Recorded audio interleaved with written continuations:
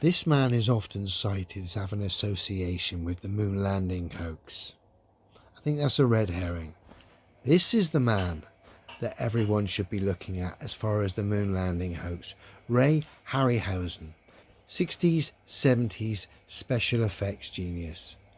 I've cited him before with his Jason the Argonaut special effects, comparing it to NASA, and going one step further. I'm going to say today that Ray worked with NASA on the Apollo missions, or they certainly used his special effects, because we're going to compare footage from one of Ray's films, The First Men in the Moon from 1964, to Apollo 11, the supposed moon landing 5 years later by NASA in 1969.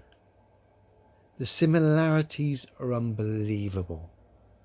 It's obvious NASA have used the same style special effects. First up, let's look at Apollo 11. Supposed docking. We're interested in the interaction between the craft and the moon, i.e. the way it's shot. And then we're going to compare it to Ray's film from 5 years earlier, which was 1964. Bear with me. First up, NASA, Apollo 11. The coming home, so to speak, of the pantomime prop. But let's have a look. No sound. We're interested in the interaction between the supposed craft and, in this case, the moon behind it.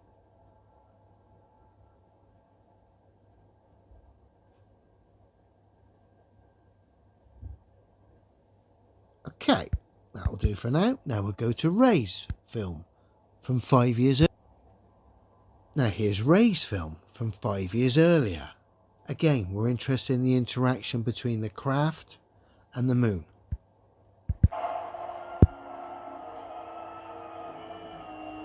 God, the way it's shot. Not interested in this.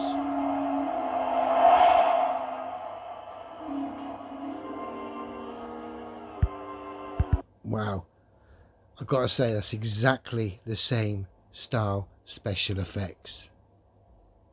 Should we have a look one more time?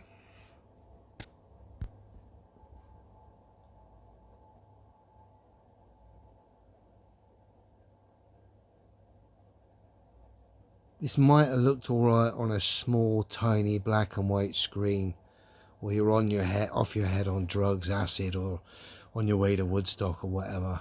But dear, oh dear, looking at this now. I mean, I never fell for this nonsense anyway. Now let's go back to Ray and his... Okay, Ray's film.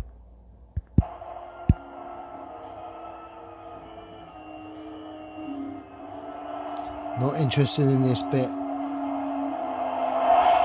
This. Wow.